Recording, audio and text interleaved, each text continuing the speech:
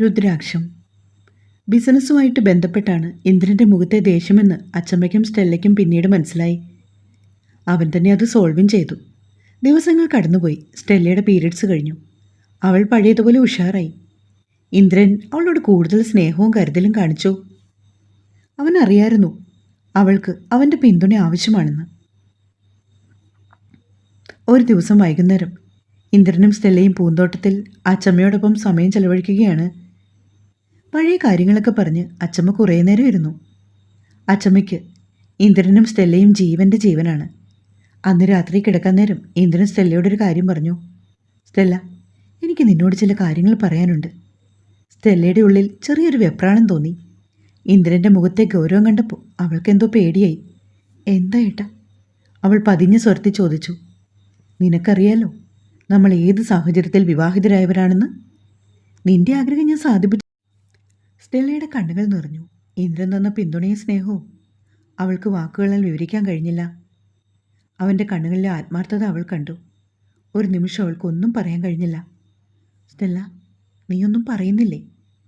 ഇന്ദ്രൻ അവളുടെ കയ്യിൽ പിടിച്ച് പതിയെ ചോദിച്ചു. അവൾ തല ഉയർത്തി ഇന്ദ്രൻ്റെ കണ്ണുകളിലേക്ക് നോക്കി. ഏട്ടാ, എനിക്ക് സന്തോഷം കൊണ്ട് എന്തു പറയണമെന്നറിയില്ല. എൻ്റെ ജീവിതത്തിൽ ഇങ്ങനൊരു ദിവസം വരുമെന്ന് ഞാൻ ഒരിക്കലും കരുതിയിട്ടില്ല. ഏട്ടൻ എൻ്റെ കൂടെ ഉണ്ടെങ്കിൽ എനിക്ക് മറ്റൊന്നും വേണ്ട. അവളുടെ വാക്കുകൾ ഇന്ദ്രനെ സന്തോഷിപ്പിച്ചു.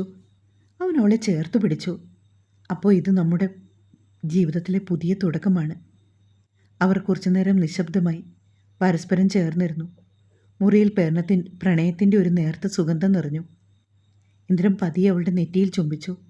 അവൻ്റെ ചുണ്ടുകൾ അവളുടെ കവിളിലൂടെ സഞ്ചരിച്ച് കഴുത്തിലേക്ക് ഇറങ്ങി. സ്റ്റെല്ലയുടെ ദേഹം കോരിത്തിരിച്ചു. അവൾ കണ്ണുകളടച്ച് അവൻ്റെ സ്നേഹം ഏറ്റുവാങ്ങി. ഇന്ദ്രൻ്റെ കൈകൾ അവളുടെ ശരീരത്തിലൂടെ ഒഴുകി നീങ്ങുമ്പോൾ അവളുടെ ഹൃദയമിടിപ്പ് കൂടി. അവൻ്റെ തലോടലുകൾ അവളെ പുതിയൊരു ഉണർവ് പകർന്നു. സ്റ്റെല്ല പതിയെ ഇന്ദ്രൻ്റെ ഷർട്ടിൽ പിടിമുറുക്കി. ഇന്ദ്രൻ അവളെ കട്ടിലേക്ക് കിടത്തി പതിയെ അവളുടെ മേലേക്ക് ചാഞ്ഞു. അവൻ്റെ ചുണ്ടുകൾ അവളുടെ കഴുത്തിലും പിന്നീട് നെഞ്ചിലും പതിഞ്ഞു. ഓരോ ചുംബനവും അവളിൽ പുതിയൊരു വികാരം ഉണർത്തി. അവൾ പതിയെ കണ്ണുകൾ തുറന്ന് ഇന്ദ്രനെ നോക്കി. അവൻ്റെ കണ്ണുകളിൽ പ്രണയവും വാത്സല്യവും ഒരുപോലെ നിറഞ്ഞു. ഇന്ദ്രൻ അവളുടെ വസ്ത്രങ്ങൾ ഒന്നൊന്നായി മാറ്റി. അവളുടെ നാണം കലർന്ന മുഖം അവൻ നെഞ്ചോട് ചേർത്തു. ആദ്യമായിട്ടാണ് അവൾ ഇങ്ങനെ ഒരാളുടെ മുൻപിൽ പൂർണ്ണമായി കീഴടങ്ങുന്നത്. അവൻ്റെ ഓരോ സ്പർശനവും അവളിൽ പുതിയൊരു ലോകം തുറന്നു. ഇന്ദ്രൻ അവളെ തൻ്റെ കൈകളെ കോരിയെടുത്ത് അവരുടെ പ്രണയം പൂർണ്ണമാക്കാൻ തുടങ്ങി. വേദനയുടെ നേർത്തൊരംശം ഉണ്ടായിരുന്നെങ്കിലും അത് സ്നേഹത്തിൻ്റെ ലഹരിയിൽ അലിഞ്ഞില്ലാതായി. ഇരുവരും പരസ്പരം കൂടുതൽ അടുത്തു. അവരുടെ ആത്മാക്കൾ ഒന്നായി ചേർന്നു. നാളെയുടെ പ്രഭാതത്തെക്കുറിച്ചുള്ള പ്രതീക്ഷയിൽ പുതിയൊരു ജീവിതത്തിൻ്റെ തുടക്കത്തിൽ ആ രാത്രി അവർ പ്രണയത്തിൽ ലയിച്ചു. പുലർച്ചെ വരെ അവർ പ്രണയത്തിൻ്റെ മാന്ത്രിക ലോകത്ത് വിഹരിച്ചു. പ്രഭാതത്തിലെ പുഞ്ചിരി, പുലർച്ചെ നേർത്ത സൂര്യപ്രകാശം ജനലിലൂടെ മുറിയിലേക്ക് അരിച്ചിറങ്ങി. സ്റ്റെല്ല ഇന്ദ്രൻ്റെ നെഞ്ചോട് ചേർന്ന് കിടക്കുകയാണ്. ലോകത്തിലെ സകല സങ്കടങ്ങളും മറന്ന് സുഖമായി ഉറങ്ങി. ഇന്നലെ രാത്രിയിലെ ഓരോ നിമിഷവും അവളുടെ മനസ്സിലൊരു സ്വപ്നം പോലെ തങ്ങി നിന്നു.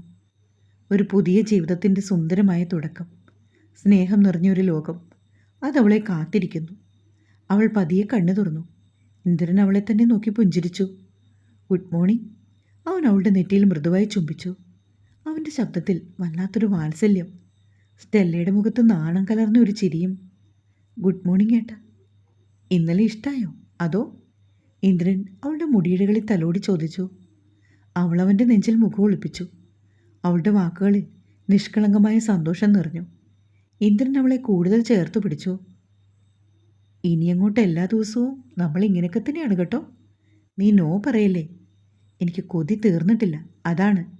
കാതിൽ അവൻ മൊഴിഞ്ഞു. അവർ കുറച്ചു നേരം അങ്ങനെ കിടന്നു. അവരുടെ മനസ്സിൽ നിറയെ പുതിയ പ്രതീക്ഷകളും അത്രമേൽ മനോഹരമായ സ്വപ്നങ്ങളുമായിരുന്നു. ഈ നിമിഷം എന്നെന്നും നിലനിൽക്കണമെന്ന് സ്റ്റെല്ല ആഗ്രഹിച്ചു പോയി. രാവിലെ താഴെ ചെന്നപ്പോൾ സ്റ്റെല്ലയുടെ മുഖത്ത് കണ്ട പ്രസരിപ്പും കണ്ണുകളിലെ തിളക്കവും മുത്തശ്ശി പെട്ടെന്ന് ശ്രദ്ധിച്ചു. ഇന്ദ്രനും സ്റ്റെല്ലയും പരസ്പരം നോക്കി ചെറുതായി ഒന്ന് ചിരിച്ചു. തങ്ങൾക്കിടയിലെ പുതിയ അടുപ്പം മുത്തശ്ശി തിരിച്ചറിഞ്ഞോ എന്ന് അവർക്ക് തോന്നി. മക്കളെ, എഴുന്നേറ്റോ, വാ ഭക്ഷണം കഴിക്കാം.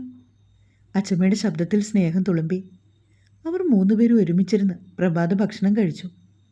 സ്റ്റെല്ലയുടെ മനസ്സിൽ ഒരു ഭാരവുമില്ലാത്തതുപോലെ അവൾ ചിരിച്ച് സംസാരിച്ചു. ഇന്ദ്രൻ അവളുടെ ആത്മാർത്ഥമായ ചിരി കണ്ട് ആസ്വദിച്ചു. അവൾ എപ്പോഴും ഇങ്ങനെ സന്തോഷവതിയായിരിക്കണമെന്ന് അവൻ മനസ്സിൽ പ്രാർത്ഥിച്ചു. ദിവസങ്ങൾ ചിറകുള്ള പക്ഷികളെപ്പോലെ പറന്നുപോയി.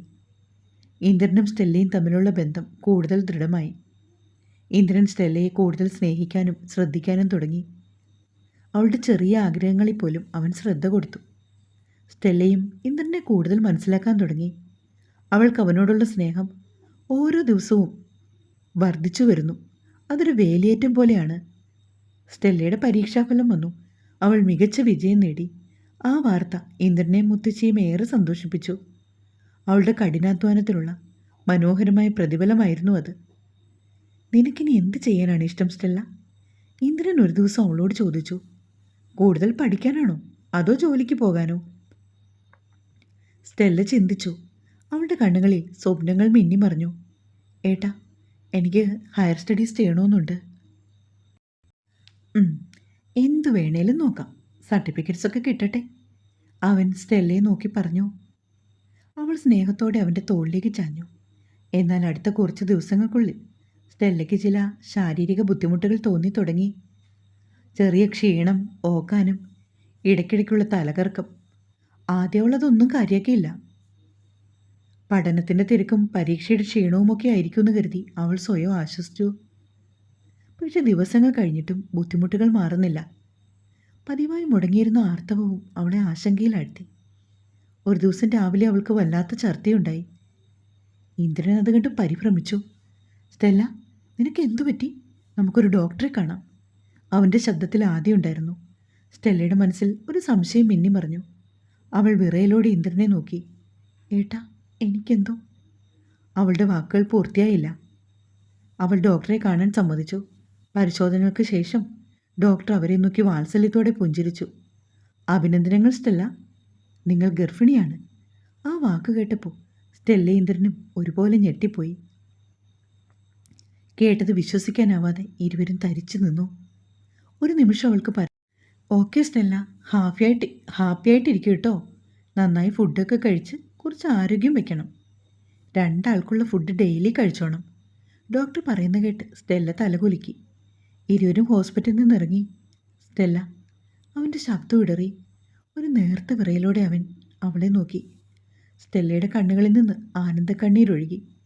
അവൾക്കൊന്നും പറയാൻ കഴിഞ്ഞില്ല. അവൻ്റെ കൈകൾ കൂട്ടിപ്പിടിച്ചുകൊണ്ട് അതിൽ മുഖം പൂഴ്ത്തി അവൾ വിതുമ്പി. ഈ നിമിഷം അവൾ ഒരിക്കലും സ്വപ്നം കണ്ടിരുന്നില്ല. ഒരു കുഞ്ഞെന്ന ചിന്ത അവളുടെ ഉള്ളിൽ മാതൃത്വത്തിൻ്റെ വാത്സല്യം നിറച്ചു. ആശുപത്രിയിൽ നിന്ന് വീട്ടിലേക്ക് മടങ്ങുമ്പോൾ ഇരുവരും മൗനത്തിലായിരുന്നു. ആ മൗനം സന്തോഷം നിറഞ്ഞതായിരുന്നു. ഓരോ നിമിഷവും സ്റ്റെല്ല തൻ്റെ ഉള്ളിൽ വളരുന്ന ജീവനെക്കുറിച്ച് അത്ഭുതപ്പെട്ടു. വീടെത്തിയപ്പോൾ അച്ചമ്മ ഉമ്മറത്ത് അവരെ കാത്തിരിപ്പുണ്ട്. സ്റ്റെല്ലയുടെ മുഖത്തെ പ്രസരിപ്പും ഇന്ദ്രൻ്റെ കണ്ണുകളിലെ തിളക്കവും കണ്ട് അച്ചമ്മയ്ക്ക് കാര്യം മനസ്സിലായി. ഹോസ്പിറ്റലിൽ പോയിട്ട് എന്തായി മക്കളെ? അച്ചമ്മ ചോദിച്ചതും സ്റ്റെല്ലയുടെ മുഖത്ത് നാണം. അവൾ ഇന്ദ്രനെ നോക്കി. ഇന്ദ്രനെ സന്തോഷത്തോടെ അച്ചമ്മയെ കെട്ടിപ്പിടിച്ച് ഈ വിവരം അറിയിച്ചു. അച്ചമ്മേ, അച്ചമ്മയോട് കൂട്ടുകൂടാനായി ഒരാൾ കൂടി വരുന്നുണ്ട് കേട്ടോ. അത് കേട്ടതും അച്ചമ്മയുടെ കണ്ണ് നിറഞ്ഞു. ഭഗവാൻ എൻ്റെ പ്രാർത്ഥന കേട്ടുല്ലോ, എനിക്കിത് മാത്രം മതി. സ്റ്റെല്ലയെ കെട്ടിപ്പിടിച്ച് അവളുടെ ഇരു കവളിലും അച്ചമ്മ മാറി മാറി മുത്തം കൊടുത്തു. അവർ കൈകൂപ്പി ദൈവത്തിന് നന്ദി പറഞ്ഞുകൊണ്ട് അവളെയും ചേർത്ത് പിടിച്ച് അകത്തേക്ക് കയറിപ്പോയി. തങ്ങളുടെ കുടുംബത്തിലേക്ക് വരാനിരിക്കുന്ന പുതിയ അതിഥിയെ ഓർത്ത് 3 പേരും സന്തോഷിച്ചു. ആ നിമിഷം ആ വീട് സ്നേഹം കൊണ്ട് നിറഞ്ഞു. റൂമിലെത്തിയതും ഇന്ദ്രൻ്റെ നെഞ്ചിൽ അവൾ പതുങ്ങിക്കൂടി. ഇവിടെ ഒരാൾ വന്നൂലോ അല്ലേ? സുഖാണോ വാവേ? ഇന്ദ്രൻ സ്റ്റെല്ലയുടെ അണിവയറിൽ മെല്ലെ തലോടിക്കൊണ്ട് ചോദിച്ചു. എന്നിട്ട് നിലത്തേക്ക് മുട്ടുമടക്കി ഇരുന്നു കൊണ്ട് അവളുടെ വയറിൽ മെല്ലെ ചുംബിച്ചു. പിന്നീടുള്ള ദിവസങ്ങൾ സന്തോഷത്തിൻ്റേതായിരുന്നു. സ്റ്റെല്ലയുടെ വാർത്ത അറിഞ്ഞപ്പോൾ അപ്പച്ചനും ചേച്ചിയും അവളെ കാണാൻ തിടുക്കത്തിലെത്തി. ചേച്ചിയും ഓടി വന്ന് സ്റ്റെല്ലയെ കെട്ടിപ്പിടിച്ചു. മോളെ സ്റ്റെല്ല, അവളുടെ ശബ്ദത്തിൽ അതിയായ സന്തോഷം നിറഞ്ഞു. അപ്പച്ചൻ സ്റ്റെല്ലയുടെ തലയിൽ തലോടി. എല്ലാം നല്ലതിനു വേണ്ടിയായിരുന്നു മോളെ. നിനക്കൊരു നല്ല ജീവിതം കിട്ടി. ഇപ്പോൾ ഈ സന്തോഷവും. അയാളുടെ കണ്ണുകൾ ഏറെ നണിഞ്ഞു. അപ്പച്ചനും ചേച്ചിയും കൂടി വന്നതോടെ വീട് കൂടുതൽ ഉണർവുള്ളതായി. ഇന്ദ്രൻ സ്റ്റെല്ലയോട് കാണിക്കുന്ന സ്നേഹവും കരുതലും കണ്ട് അപ്പച്ചൻ്റെ മനസ്സ് നിറഞ്ഞു. തൻ്റെ മകൾക്ക് നല്ലൊരു ജീവിതം ലഭിച്ചതിൽ അയാൾ സന്തുഷ്ടനായിരുന്നു. അച്ചമ്മ അവർക്കെല്ലാം ഇഷ്ടഭക്ഷണം ഉണ്ടാക്കി കൊടുത്തു. വീട് നിറയെ ചിരിയും സംസാരവുമായി. അച്ചമ്മ സ്റ്റെല്ലയെ സ്നേഹം കൊണ്ട് വീർപ്പ് മുട്ടിച്ചു. ഒരു നിമിഷം പോലും അവളെ തനിച്ചാക്കാൻ അച്ചമ്മയ്ക്ക് മനസ്സുണ്ടായിരുന്നില്ല. ഓരോ കാര്യത്തിലും അച്ചമ്മ സ്റ്റെല്ലയ്ക്ക് താങ്ങും തണലുമായി. സ്റ്റെല്ല നടക്കുമ്പോൾ പോലും അച്ചമ്മ അവളുടെ പിന്നാലെ ചെന്നു.